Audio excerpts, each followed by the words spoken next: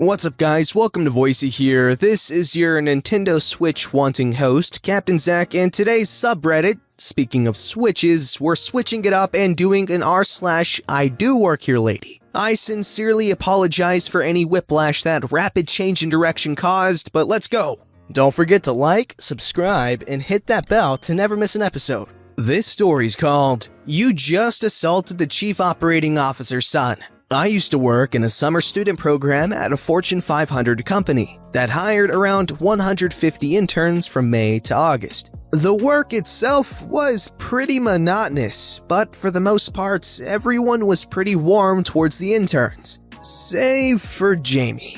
Jamie was a plump woman in her mid-40s, working in a team supervisor role, 2 levels above entry level, in the operations department for about a decade. Now, I don't know whether it was that she'd been working at this level for too long, or just didn't like young faces, but she was just an absolutely bitter wench to the interns. Aside from calling us little turds, brats, or tards, and a slurry of other horrible language, she would also ask interns who weren't on her team to do random tasks for her. This ranged from grabbing her papers from the copier, literally 20 feet from her desk, running errands, and demanding we drop what we're doing and make a coffee for her. Now, out of respect, most, if not all of the interns on the floor would comply to prevent a scene. But she had this idea in her head that since she was a supervisor, she was all of our bosses. She would constantly leave her desk to walk the floor and monitor the summer students, spitting slurs at us if she caught us as much as a glance away from our monitors. In contrast to this, she would constantly brown nose to the managers and senior managers, trying to curry favor by helping take care of the interns. Suffice to say, she was an angst-filled bitch. But me, myself, I was a quiet young lad who hated unnecessary attention from others. So I didn't openly volunteer that my mom was the chief operating officer. She worked up on the executive floor, so I rarely saw her aside from occasionally at lunch and carpooling. So aside from her upper management friends, few people knew I was her son. So all was well until the end of my first month. It was sometime in the morning when Jamie stopped me on my way from the bathroom and demanded that I stop wasting time and get her a coffee from the kitchen with 2 stevia and 2 milk. Not being the confrontational type, I went and made it as asked for, with maybe just an extra smidge of milk in it. When I brought it to her, she half yelled, "Finally!" grabbed it and sipped it. She then said, "It's wrong!" and shoved it back in my face with enough force to dislodge the cheap lid and spill coffee all over my dress shirt. She yelled something at me, but I couldn't really hear it as I felt the coffee. To be honest, I'm kinda glad I added the extra milk, because the scalding hot magma would have been so much worse without it. I freaking screamed and ran to the bathroom crying, taking off my shirt to get water on my burns. My upper chest was so red. I immediately called my mom, sob-splaining what happened. My mom whipped downstairs, came to the bathroom, pulled me out, and was greeted by 3 large security guards. She told me to point who did it, and point I did. What followed was my mom telling one guard to call 911 and the other 2 to detain her for assaulting an employee. Jamie's face was flushed and screamed like a banshee as security apprehended her. She kicked and screamed all the way down to the elevator. Police came, got the videotapes, corroborated my story, and she was taken in.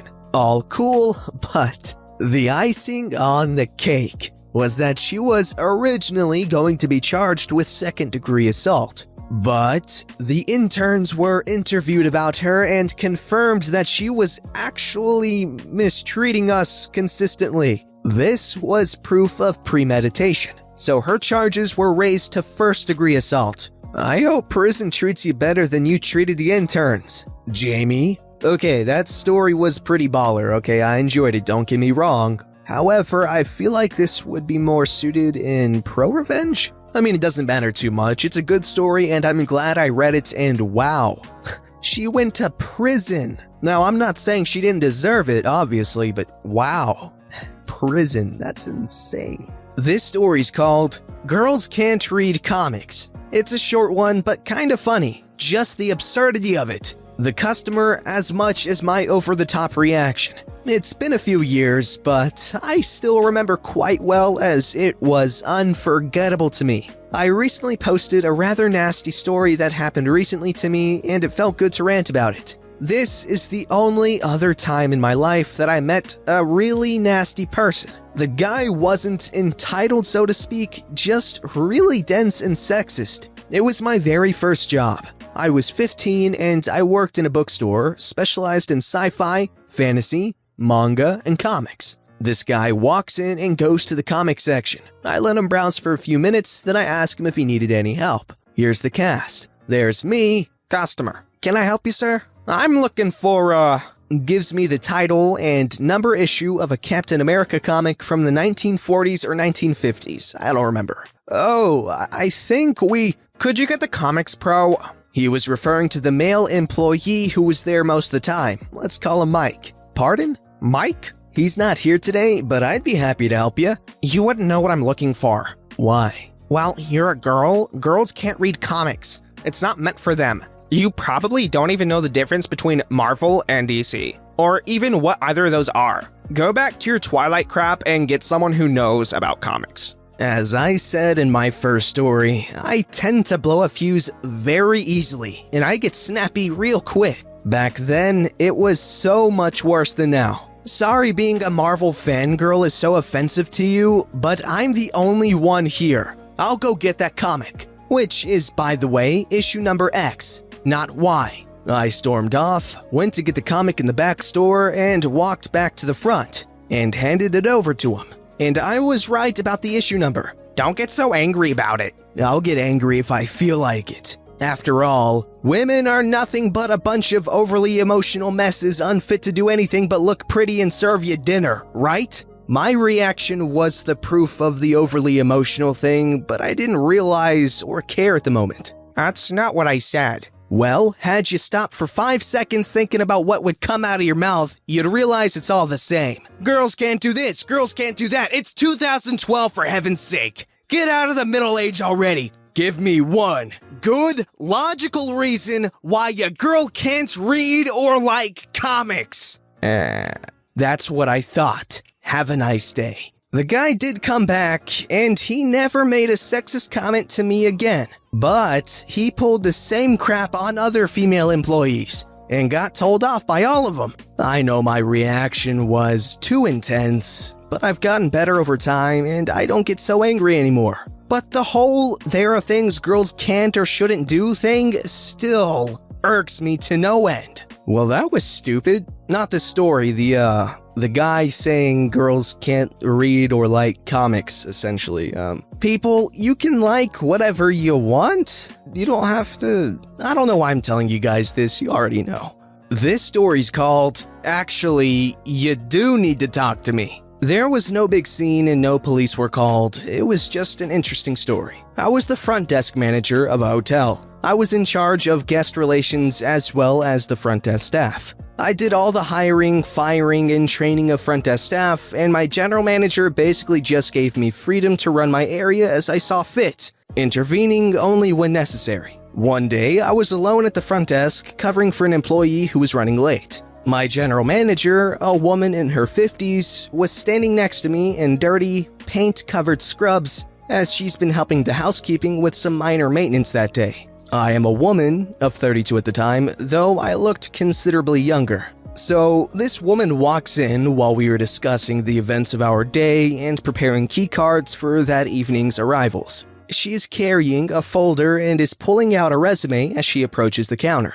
I stop what I'm doing and walk towards her to greet her. Good afternoon, welcome to hotel. My name is... The lady, in a condescending tone as if I were a child, says, "Oh, hello dear. You know, it's okay. I have some important business and I need someone who knows what's what around here. Okay, dear?" I stood shocked for a moment as she approached my manager at the desk. I walked back to stand next to her. "Hi, my name is Karen. I see online that you are hiring for a front desk agent. and I would like to apply for said position. As you will see from my resume." My boss cuts her off at this moment while taking the resume from her hand. "I need to stop you right there. I don't do the hiring for front desk, but OP here is the front desk manager and is in charge of scheduling and performing all interviews and has the final say in who gets hired." As she says this, I walk up close to her and she hands me the resume with a smile before walking off. I smile at the lady who has now gone pale and has her mouth open in a weird way. She reminded me of a fish. As I was saying, my name is OP and I'm in charge of hiring. Are you looking for full-time or part-time? We had a brief conversation about her skills and experience, during which she couldn't look at me and I sent her on her way. I never called her back for an interview, not because of her actions, but because I had other, more qualified applicants to consider. I did pass on her resume to the head housekeeper who had heard the story, and she decided to call her for an interview for the hell of it. The lady refused the offer. Alrighty fellas, let me be real with you for a second. I don't think the applicant, let's just call her the applicant. I don't think she did much wrong. Yeah, she was condescending in the beginning, but I don't think that her behavior warrants any hate, really, because it wasn't that bad. She was just kind of condescending, which a lot of people can do by accident. So, that's just my opinion. This story's called "I'm Clearly Security." Here's a little backstory. About 3 years ago, I worked as security for a multinational shipping company. We'll call them Best X. Here's the cast. There's me, supervisor, tow operator, tow supervisor, cop. We had issues with non-employees parking in our lots and leaving vehicles while they carpooled to other jobs. There was a carpool parking lot on the other side of the road, but I digress. It had gotten to the point where employees and truck drivers weren't able to find parking. It became such an issue that eventually ops and security had a meeting and decided to issue parking passes that went into the windshields of employee vehicles, making it easy to identify who should or should not be parking. Security officers weren't required to get passes because we had our own reserved spaces. After about a month and a half, most employees had passes issued. We started tagging cars without passes with warnings notifying that soon we would start having vehicles towed. There were a few employees who procrastinated getting stickers, but after the warnings, the rest of them got their passes. A few weeks later, we started having cars towed that didn't have passes in the windshield. At this point, we had all the employees' vehicles in a database that we could check the tags. If a vehicle is parked illegally, I would call for a tow. Fast forward about 3 months, and we get to the purpose of this post. The towing company we contracted with to remove vehicles is in about 3, 4, 5 times a day. So they're getting to know me. Apparently, they hired a new guy who took the initiative and decided to cruise out lot and check on vehicles. I come out to check the lot just as he's finishing hooking my car up. My car that is parked in a reserved space for security. Excuse me? Who called for a tow? I cruised the lot to check on parking passes. This car didn't have one. You aren't authorized to do lot checks. We call when a vehicle needs removed. It's already hooked, so nothing I can do. It's going to the impound. No, it's not. That's my car. It doesn't have a sticker. It gets towed. Security's vehicles are exempted because we have our own parking spaces. It doesn't have a sticker. It's getting towed. At this point, I'm getting beyond angry. So I call my supervisor on the radio and ask him to come to the parking lot. What's going on? This car doesn't have a sticker. It's getting towed. That's my car. I didn't call for a tow. Sir, why are you here if you weren't called? I was checking the lot for parking passes. Okay, but why did you hook a vehicle from the reserved space? It doesn't have a sticker. It's getting towed. Security's vehicles are exempted because we have our own reserved spaces. You need to release the vehicle. Let me call my supervisor. He calls a supervisor and puts the phone on speaker. Once the vehicle is hooked up, the drivers can't release a vehicle without payment. Your driver has hooked a vehicle up illegally. We didn't call you. Once a vehicle is hooked up, my drivers can't release it without payment. I'm fuming mad at this point. So I yelled, "If my car is not dropped in the next 30 seconds, I'm calling the police." Once the vehicle is hooked up, my driver can't release it without payment. How much is it? $135. I'm not freaking paying $135 to get my car back when it shouldn't have been towed in the first place. Once a vehicle is hooked up, my driver's blah blah blah blah blah. So I'm done being patient. I called the police, non-emergency, and told them my car was in the process of being stolen. They dispatch an officer and hang up. Supervisor, tow operator, and tow supervisor are all talking still while I was talking to the dispatcher. Cops are on their way. Put my car down. I can't. My boss said to just wait for the cops. So we wait about 5 or 6 minutes, then a cruiser shows up. The cop comes to me and asks, "What's going on?" I tell him that tow operator showed up without being called and hooked my car up for not having a sticker. I explained that security's vehicles were exempted since we had our own reserved spaces. I emphasized that tow operator was not called. "Sir, you need to release the vehicle." Tow supervisor, still on speakerphone, says, "Once my drivers hook up a car, they can't release it without payment. You weren't authorized to tow this car anyway. Sir, you need to release this vehicle. Without authorization to tow, you are committing auto theft." "Okay, I'll drop it." Tow supervisor tells tow operator, "Do not drop the car without payment." Cop tells tow operator to hang up the phone. He does, and finally drops my car. Security is now required to have parking passes now too, although BestX canceled the towing contract with that specific company. Let me just say, I hold no ill will towards tow operator. He was just doing his job. But if security tells you to drop a vehicle that you're towing from a business for which they're security, you should probably do so.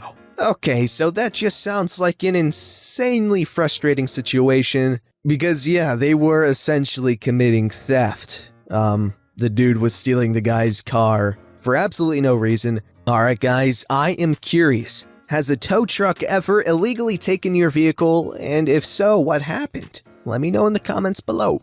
This story's called, "You Are Taking to a Teacher." While I was doing my postgraduate degree, I was offered a job as a full-time lecturer. I think that's professor in the US, complete with tenure. I was happy to take it. I found somewhere to live about 6 miles away in a small coastal town.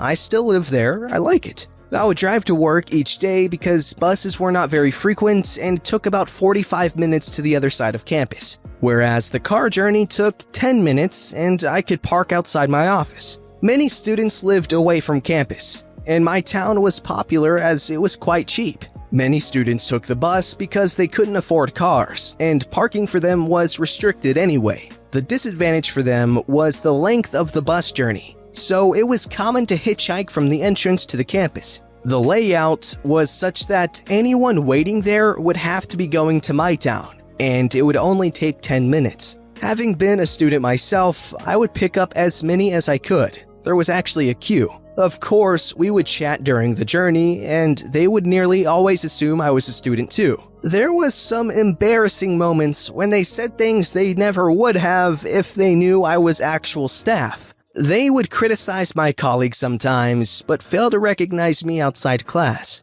There were also fun things where they were discussing stuff among themselves and were surprised when I gave them detailed university information. Generally, it was all good-natured though. It lasted a few years, but then I succumbed to the genetics of my mother's family, and my hair went white at the age of 34. It was also very messy hair, so I looked like a mad professor. They stopped getting it wrong after that, otherwise I'd have gotten away with it a lot longer. Well, ain't that a cute little story with cute little things in it? Teachers being cute.